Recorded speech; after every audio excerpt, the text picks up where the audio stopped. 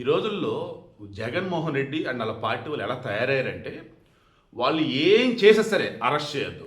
Arrest చేశారా కక్ష సాధింపు, అరెస్ట్ చేశారా ఆ కులం మీద దాడి. గణేష్ గోల్డ్ తాకట్టులో ఉన్న బంగారాన్ని విడిపించి కొనబడును. సంప్రదించండి 9966511144.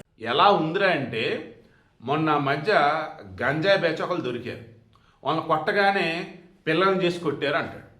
మొన్న మధ్య ఒక జగన్మోహన్ రెడ్డి సామాజిక వర్గం వాళ్ళు ఎవరిని చంపిన కేసులో సమ్ మీద అరెస్ట్ అయ్యారు, కక్ష సాధింపు. ఇంకా మొన్న వచ్చేసి ఈ సాయి కృష్ణ అని ఎవరు విజయవాడ, అతనిని చంపింది లేదా లాకప్ డెత్ అయింది లేదా అతను కొట్టింది వేధించింది ఒక సిఐ. అది వచ్చేసి ఎందుకు, అతని మీద అన్ని కేసులు ఉన్నాయి. లాకప్ డెత్ తప్పే, నో డౌట్. అతని మీద చాలా కేసులు ఉన్నాయి. వచ్చేమంటాడు కాపుల మీద కక్ష సాధింపు, పవన్ కళ్యాణ్ వచ్చేసి తనకు ఓట్లేసిన కాపులను చంపుతున్నాడు, రకరకాల ఇలా చెప్తూ పోతే ఈరోజు ఎన్ఫోర్స్మెంట్ డైరెక్టరేట్ తన డ్యూటీ తాను చేస్తే ఒకప్పుడు ఏ జగన్మోహన్ రెడ్డి అయితే తప్పించుకోలేకపోయాడో 16 నెలల పాటు జైలులో ఉన్నాడు, దానికి కారణం ఎన్ఫోర్స్మెంట్ డైరెక్టరేట్. సిబిఐ ఆ రోజు జేడీగా లక్ష్మీనారాయణ ఉన్నారు, ఆయన ఎఫర్ట్స్ ఆయన పెట్టారు, రిపోర్ట్స్ కోర్టుకి ఇచ్చారు. బట్ ఎన్ఫోర్స్మెంట్ డైరెక్టరేట్ ఏం చేసింది, ఇతను బయట ఉంటే సాక్ష్యాలు తారుమారు చేస్తాడు, సాక్షులను ప్రభావితం చేస్తాడు అండ్ మాకు ప్రాపర్ డేటా రావాల్సిందే అన్నప్పుడు ఇక సిబిఐ ఈడీ రెండు కలగలిపి ఇచ్చింది మొత్తం కోర్టులు చూసి ఈ జగన్మోహన్ రెడ్డి బయట వద్దు లోపల ఉంచండి అబ్బాయి అన్నారు. లోపల ఉంచారు. ఇంకా ఆ తర్వాత కొంతమంది చెప్పటం ఏంటి, బ్రదర్ అనిల్ షర్మిల వెళ్ళి సోనియా గాంధీని బతిలాడితే ఇక ఆ తర్వాత జగన్మోహన్ రెడ్డి బెయిల్ వచ్చేలా చేశారని మొన్న మధ్య వార్తలు కూడా విన్నాం. బట్ చివరికి వారినే బయటికి నెట్టేశాడు. అంటే దీని అర్థం ఏంటి, ఇప్పటికీ బెయిల్ మీద ఉన్నాడంటే పైన ఉన్నటువంటి పెద్దల బ్లెస్సింగ్స్. బట్ ఆనాడు జైల్లో ఉన్నాడంటే ఈడీ స్వతంత్ర దర్యాప్తు సంస్థ అది చేసినటువంటి విధానం. ఇప్పుడు కారుమూరి నాగేశ్వరరావు, ఇతను ఎవరు, వైసీపీ మాజీ మంత్రి. రైతులు తడిచిన పంట ధాన్యానికి సంబంధించిన రేట్ ఇప్పించమంటూ ధాన్యం తడిచిపోయింది అయ్యా అంటే ధాన్యం తడిచిపోతే నేనేం చేయాలరా ఎర్రిపప్ప అన్నటువంటి వ్యక్తి కారుమూరి నాగేశ్వరరావు. అదేమంటే ఎర్రిపప్ప అంటే బుజ్జినాన్న అన్నాడు. సో ఆ బుజ్జినాన్న గారు ఇప్పుడు ఏమంటున్నారు, ఆయన ఏమనట్లా, ఆయన మంచోడు సౌమ్యుడు, ఆయన కక్ష సాధింపుతో అరెస్ట్ చేశారు, వైసీపీని ఏమి చేయలేక ఏం చేయాలి, 151 సీట్ల మధ్యలో 5 లేపి 11 నుంచి కూర్చోబెట్టారు. ఇంకా అంతకుమించి ఏం చేయాలి, సరే ఆ 11 కూడా వద్దంతేనే రైట్, 2029లో అదే అయింది తదాస్తు. మరి ఇప్పుడు నేనేం చెప్పాలి, మొన్న మీకు బాగా గుర్తుంటే వైఎస్ వివేకానంద రెడ్డి కేసులో ఎక్యూజ్డ్గా ఉన్నటువంటి వైఎస్ అవినాష్ రెడ్డి ఇంటి మీద ఈడీ దాడి చేసింది లేదా సెర్చ్ చేసింది. ఎందుకు, దస్తగిరి ఏం చెప్పాడు, మొత్తం డీలు 40 కోట్లు, అందులో నా వాటా 5 కోట్లు. ఏం డీలు, వివేకానంద రెడ్డిని చంపితే ఇచ్చే డబ్బు. అందులో ఆ డబ్బు అసలు ఎక్కడిది, ఎవరు ఇచ్చారు, ఆ ఇచ్చిన డబ్బు ఎడిట్ వెళ్ళింది. ఇదంతా క్రాస్ చెక్ చేస్తూ పోతే మన అవినాష్ రెడ్డి ఇంట్లో లెక్కల్లో లేనటువంటి 24 లక్షలు 34 లక్షలు దొరికున్నాయి.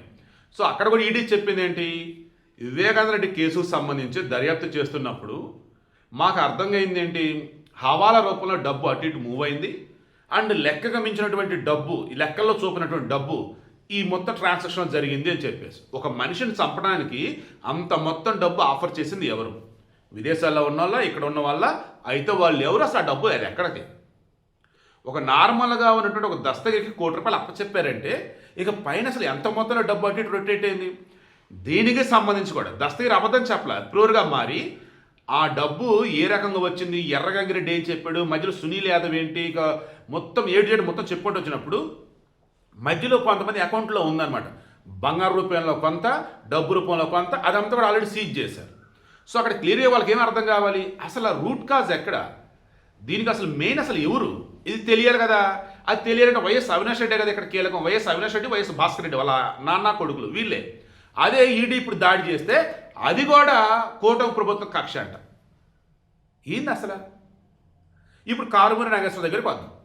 ఈ కారుమూరి నాగేశ్వరం అసలు ఎలాగంటే ఎండ్ టు ఎండ్ కరప్షన్ మొత్తం. వాళ్ళ కొడుకు సునీల్ని ముందు పెట్టాడు, ఏపీ బీరెస్ కార్పొరేషన్ అప్పుడు వాసుదేవ్ రెడ్డి ఉన్నాడు, అసలు ఆయనకు సంబంధించిన డిపార్ట్మెంట్ అది, ఆడ పట్టుకొచ్చారు డిప్యుటేషన్ అంటే. సో అదా తర్వాత వచ్చేసి రాజ్ కేసిరెడ్డి, అసలు ఆయనకి సంబంధం అంటే గతంలో జగన్మోహన్ రెడ్డి సలహాదారు ఏదో ఉన్నాడట.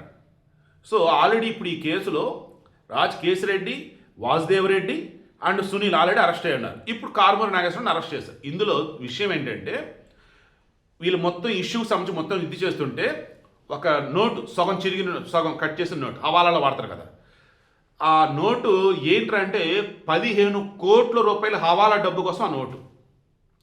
తర్వాత కారుమూరి నాగేశ్వర కంపెనీలో కొంత డబ్బు వచ్చింది. కారుమూరి నాగేశ్వర కోడలు కీర్తి అనుకుంటా ఆమె అకౌంట్లోకి కొంత డబ్బు, సునీల్ కొంత డబ్బు. ఎలా ఈ డబ్బు అంత అంటే ఈ డిస్టిలరీలు వీళ్ళవే కానీ వేరే వాళ్ళ పేరుతో ఉంటాయి, ఈ రవాణా చేసే వాహనాలు వీళ్ళవే కానీ వేరే వాళ్ళ పేరుతో ఉంటాయి. చివరికి మరలా డబ్బు వచ్చేసి వెళ్ళేది వీళ్ళ జేబుకే కానీ వేరే కంపెనీలు ఉంటాయి. మొన్న ఆ మధ్య ఎన్నికలప్పుడు చెక్ పెడితే కొన్ని కోట్ల రూపాయలు దొరికాయి, ఈ డబ్బే. డెన్లో వచ్చి కొంత డబ్బు దాచారు, ఈ డబ్బే. ఎన్నికల్లో పంచారు, ఈ డబ్బే.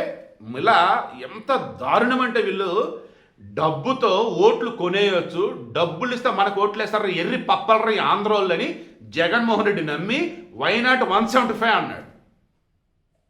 ఇప్పటికీ ఒక ఆంధ్రుడిగా నేను చెప్తున్నా, డబ్బు కోసం కకృతిపడి డబ్బిస్తే ఏదైనా చేయడానికి సిద్ధపడే పనికి మాలిన మంద మన ఇండియా వ్యాప్తంగా ఉన్నారు. అందులో మన ఆంధ్రులు ముందు వరుసలో ఉన్నారు. ఎందుకంటే 2019 ఎన్నికలప్పుడు నేను కొంతమందిని గమనించా, 2024 ఎన్నికలప్పుడు గమనించా.